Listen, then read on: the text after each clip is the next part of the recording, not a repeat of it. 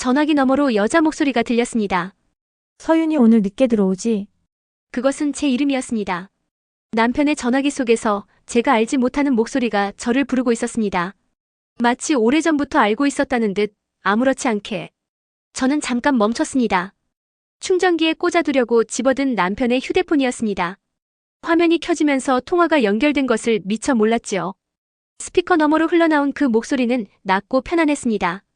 누군가의 일상을 오래 공유한 사람만이 낼 수 있는 그런 온도였지요. 저는 조용히 전화기를 내려놓았습니다.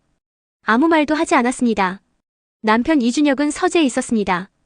뒤늦게 나온 그는 전화기를 집어들고는 짧게 통화를 마쳤습니다. 표정은 평온했습니다. 오히려 너무 평온했지요. 누구야? 제가 물었습니다. 회사 후배. 그게 전부였습니다. 더 이상의 설명도 눈맞춤도 없었습니다. 그는 이미 냉장고 문을 열고 있었지요.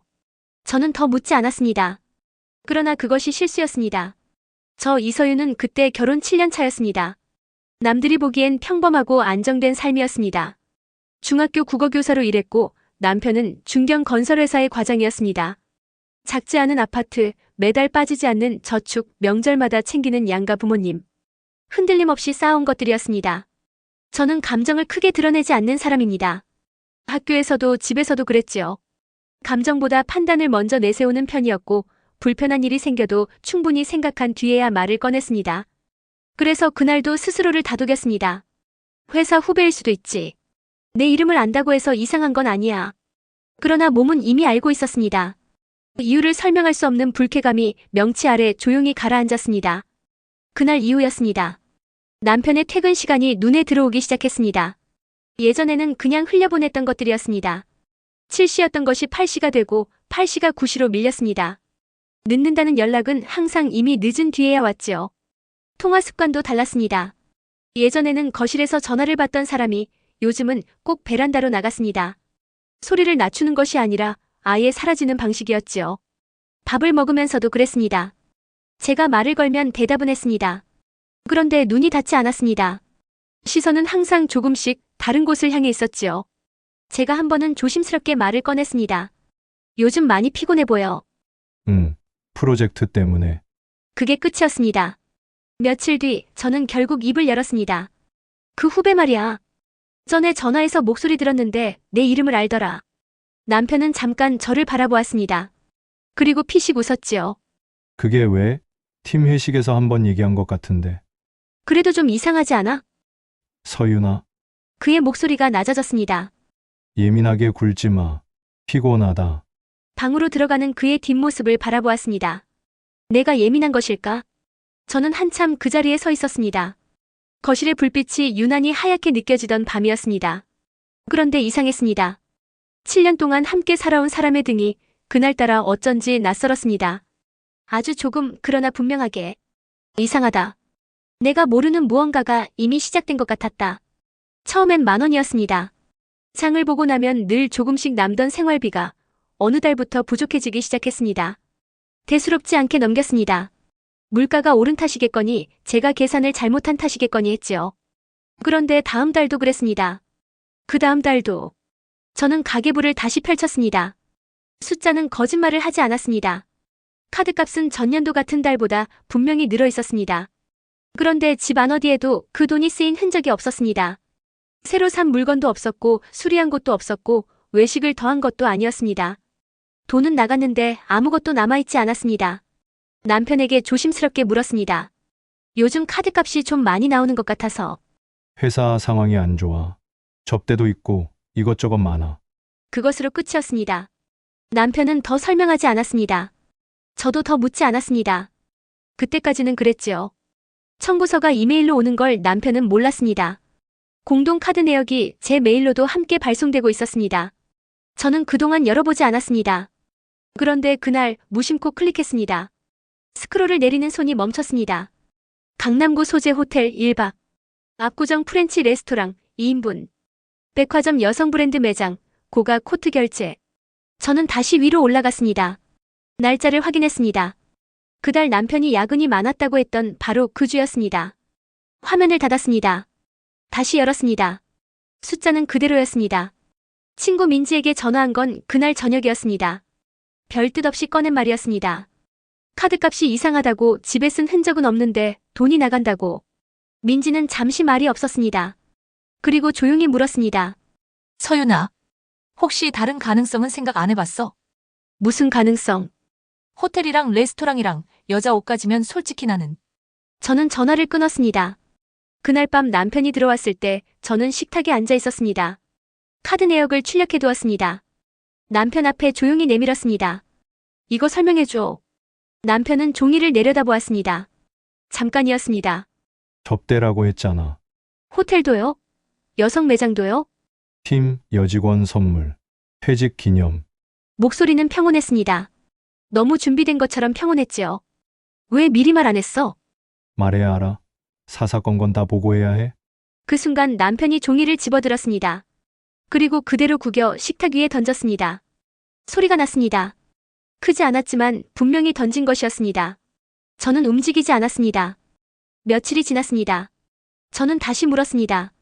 이번엔 더 조심스럽게, 더 구체적으로 준비해서 물었습니다. 날짜와 금액을 정리해 두었지요. 남편의 반응은 달랐습니다. 이번엔 조용하지 않았습니다. 야, 진짜? 내가 지금 얼마나 힘든지 알아? 목소리가 커졌습니다. 회사에서 치이고 집에 오면 또 이런 거 들어야 해? 내가 이렇게 힘든데 넌 의심부터 하냐? 저는 아무 말도 하지 못했습니다. 나 진짜 지쳐. 서윤아, 나 좀 내버려둬. 그는 방으로 들어갔습니다. 문이 닫혔습니다. 저는 그날 밤 오래 앉아 있었습니다. 내가 너무 예민한 걸까? 내가 의심이 많은 사람이었던 걸까? 7년 동안 함께 산 사람을 카드값 하나로 의심하는 게 맞는 걸까? 스스로를 탓하기 시작했습니다. 남편이 힘들다고 했는데 제가 더 다독였어야 했는지도 모른다고. 증거도 없이 몰아붙인 것이 잘못이라고. 그런데 이상했습니다. 마음 한켠이 자꾸 걸렸습니다. 감정이 아니라 숫자가 걸렸습니다. 호텔, 레스토랑, 여성 브랜드. 날짜, 금액, 반복. 근데 왜 돈의 흐름은 거짓말을 안 하지? 저는 다음날 아침 조용히 서랍을 열었습니다. 지난 석 달치 카드 내역을 모두 꺼냈습니다. 그리고 처음으로 한 줄씩 직접 확인하기 시작했습니다. 감정으로는 아무것도 알 수 없었습니다. 그래서 저는 감정을 내려놓았습니다. 식탁 위에 석 달치 카드 내역을 펼쳤습니다. 형광펜 2자루, 노트 1권. 교사 생활 12년이 저에게 남겨준 것은 꼼꼼함이었습니다. 저는 그것을 처음으로 남편에게 썼습니다. 날짜부터 정리했습니다.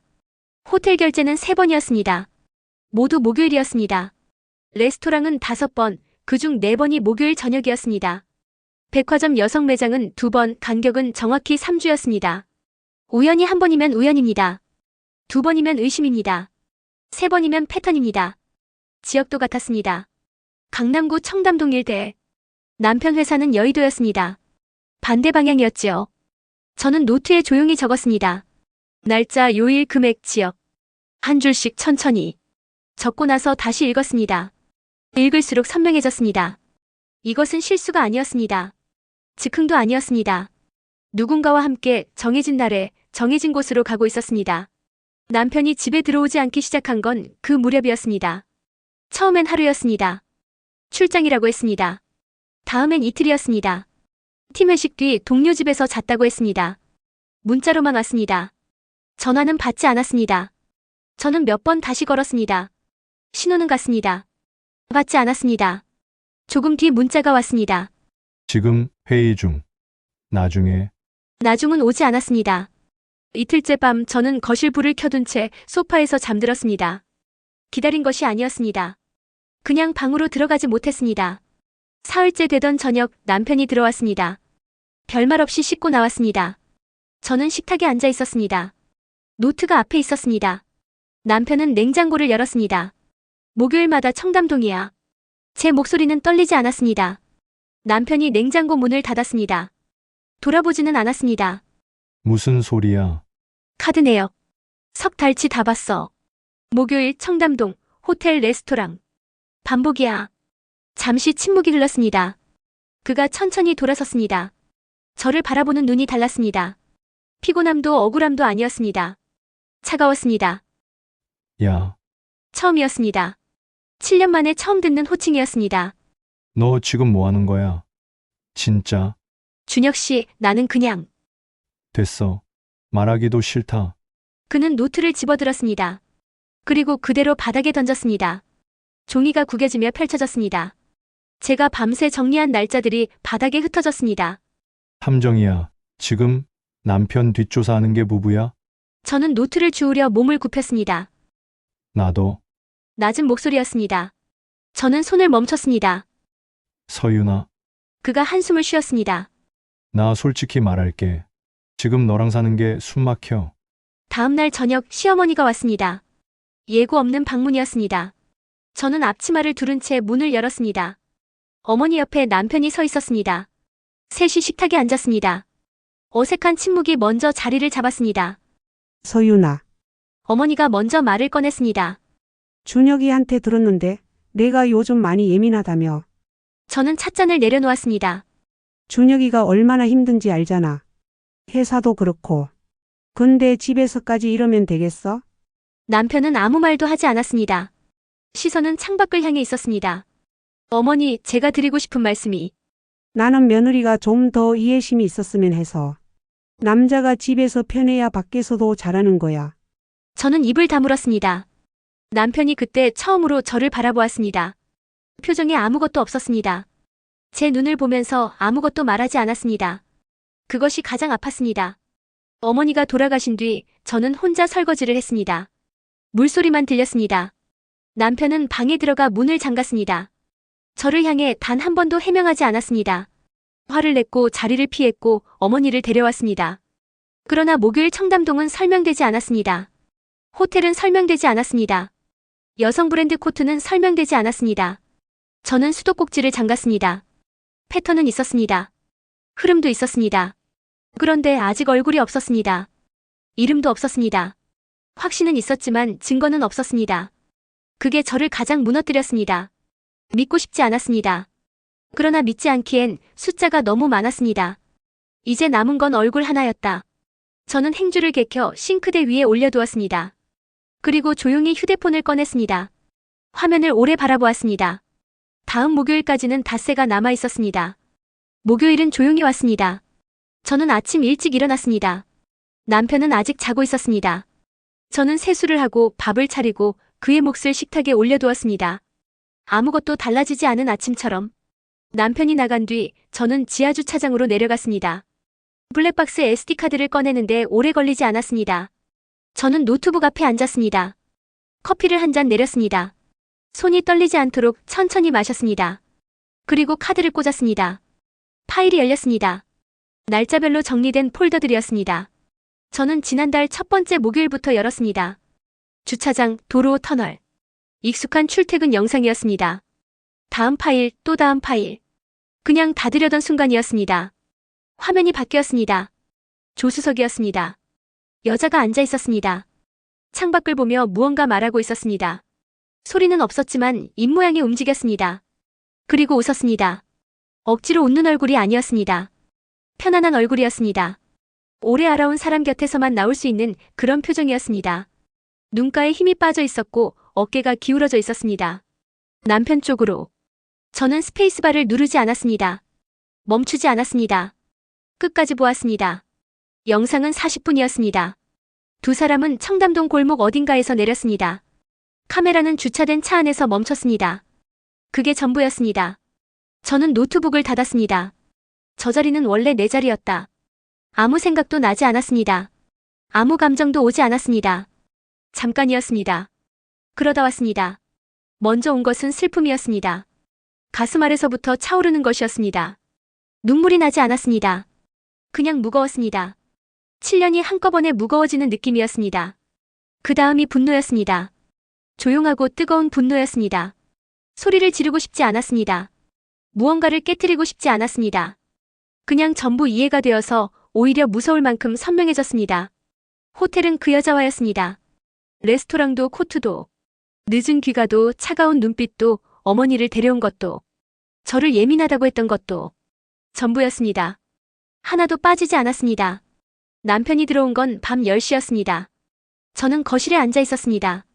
불을 켜두었습니다. 노트북을 테이블 위에 올려두었습니다. 화면은 닫혀 있었습니다. 남편은 저를 보고 잠깐 멈췄습니다. 뭔가를 느꼈겠지요. 그러나 이내 신발을 벗으며 말했습니다. 왜 안 자고 있어? 기다렸어. 무슨 일 있어? 저는 노트북을 펼쳤습니다. 영상을 열었습니다. 그리고 조용히 그쪽으로 밀었습니다. 남편이 화면을 바라보았습니다. 소리가 없는 영상이었습니다. 그래서 더 선명했습니다. 여자가 웃는 모습이 작은 화면 안에서 또렷하게 움직였습니다. 남편의 얼굴이 굳었습니다. 서윤아, 이건 됐어. 제 목소리는 조용했습니다. 떨리지 않았습니다. 변명은 듣고 싶지 않아. 남편이 소파에 앉았습니다. 처음 보는 얼굴이었습니다. 당당하지도 않았고 차갑지도 않았습니다. 그냥 작아진 얼굴이었습니다. 미안하다. 저는 아무 말도 하지 않았습니다. 내가 잘못했어. 진짜로. 알아, 한 번만. 준혁 씨. 그가 멈췄습니다. 나한테 예민하다고 했지. 의심한다고 했지. 어머니까지 데려와서 내 잘못으로 만들었지. 남편이 고개를 숙였습니다. 그러면서 목요일마다 청담동 갔지. 대답이 없었습니다. 나는 그동안 내가 잘못된 사람인 줄 알았어. 진짜로. 저는 노트북을 닫았습니다. 근데 아니었네. 그날 밤 저는 안방이 아닌 작은 방에서 잤습니다. 천장을 바라보았습니다. 눈물은 나지 않았습니다. 그것이 오히려 이상했습니다. 울어야 할 것 같은데 몸이 이미 다른 곳으로 가 있었습니다. 슬픔은 지나갔습니다.